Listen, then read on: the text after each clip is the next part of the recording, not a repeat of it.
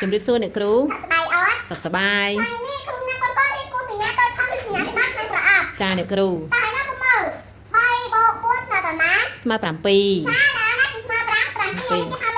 លេខ5 7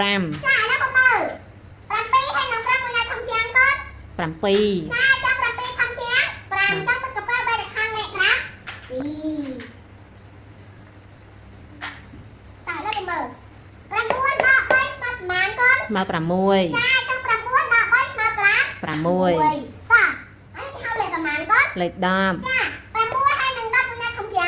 10ធំជាងអ្នកគ្រូ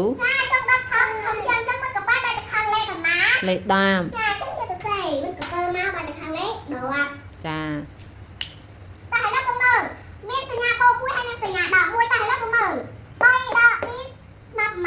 បូកតើអ្នកគ្រូស្មើ5ស្មើ5អត់មានមួយណាធំមួយណាតូចផងអ្នកគ្រូចាស្មើគ្នា